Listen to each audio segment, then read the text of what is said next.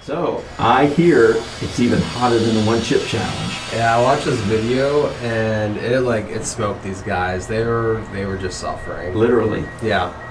Smoke coming out of their ears, eyes, nostrils. Might as well been. It looked pretty bad. So who are you going to get to do this? Well, I got 2 packages. One, you know whose birthday is coming up, so I think I'm going to gift that to him. Hey guys. Hey. Oh. How's it going? Hi. It's just doing well. hanging out here at the water cooler. Oh yeah, taking our 10-minute break. Taking our break. Yep. Yeah, it's the only time I see anybody. Yeah, I enjoy talking with all you guys during this time. And hey, I'm kind of glad that you have joined us as well. We have such interesting and enlightening conversations here at the workplace with the pastors. I wanted to take an opportunity to include you guys in maybe once a month. So we'll do this. And you guys, we're talking about something, but if you don't mind, I'm gonna change the topic a little bit. Sure. Something I've been thinking about quite a bit over the last few months, particularly as we're going through COVID, is what do I take away from this? What have I learned from this COVID situation? And I just thought I'd throw that out, spark a conversation here. I think really what I, for me is the big takeaway comes from James chapter 4. That's where James tells us not to be arrogant and prideful. Be prepared in season. Be prepared. You got it.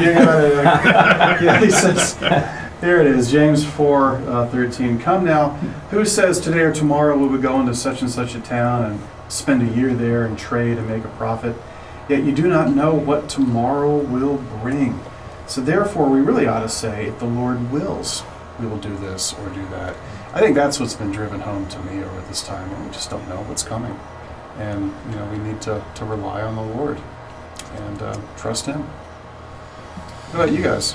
What have you been thinking about? I think along the same vein is I was surprised at really the lack of emotional and maybe even spiritual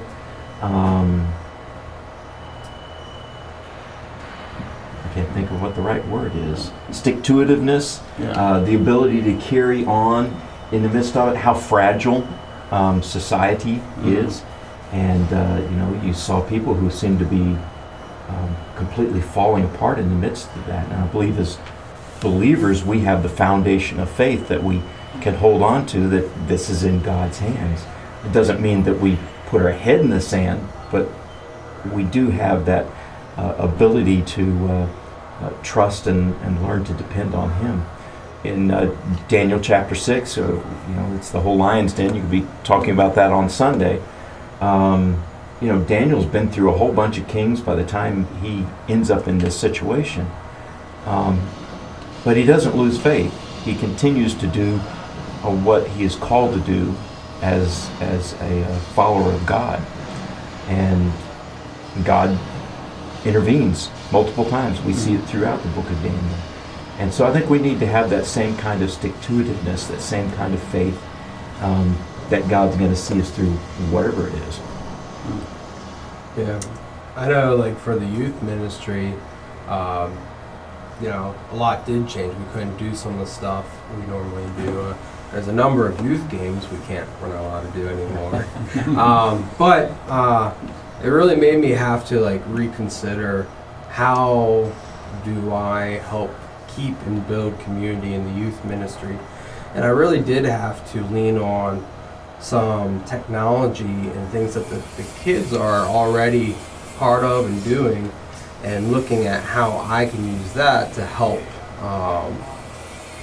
benefit the youth ministry in that community, and where the students are at, and what they're up to and stuff. So it reminds me of Paul. The way he would approach the Greeks when sharing the gospel would often mirror their culture and how they went about doing discussions and talking, versus how he would approach the Jews, who would, a lot of the time the debate and discussion would be in the synagogue, so that's where he would go. So really being intentional and really seeing where people are at, and you know, it was something I was forced into, but I'm glad I was willing to do it. Yeah. Yeah, and along both those lines, I like to sit back and see how God prepared us as a church. It seems like He didn't, but then when you look more closely, when Pastor Jay came, one of his thoughts was the technology and trying to get us to where we could stream if we wanted to further down the line. But we didn't realize how soon that would come. And, you know, we weren't really urgent in that, but we still had the bedrock foundations to where we were far ahead of what we would have been. As far as family ministry, 7 years ago, the church came up with an idea of switching from just focusing on children to focusing on families and discipleship within the home. So, you know, other churches, I talked with other pastors, and they were worried with their kids and the families not knowing how they're going to get discipled. But then our church, I called different families, and they were saying, no, we're fine, we're good. We've been preparing for this for a while. So, you know, it just shows how God took care of us before we even knew that we needed it. And, you know, it reminds me of back when God gave the law. He basically told the Israelites, there's going to be a day that you're going to be away from Jerusalem and you're going to be alone. The temples aren't going to be there. And then they were prepared, because that was one of the first commands, was to teach these things to your children, your grandchildren, great-grandchildren, so that they'll know and that they can hold fast to the truth.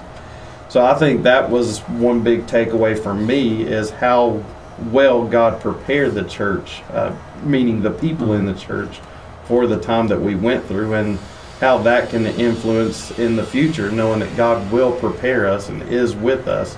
He's with us in the future before we even know what the future is going to be.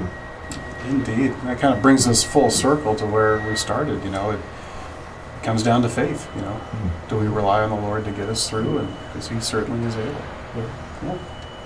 Yeah. So that something's hotter than the chip. Is that what I heard when I walked in? Yeah, but you won't be surprised. It's going to be great. I'll tell you about it later. Okay, well, break's over, guys. Grab your hard hats, get back to work. All right. Alrighty. So, Maybe in a do you think minute. he has any idea? No, I don't think so. That's going to be great. Yeah.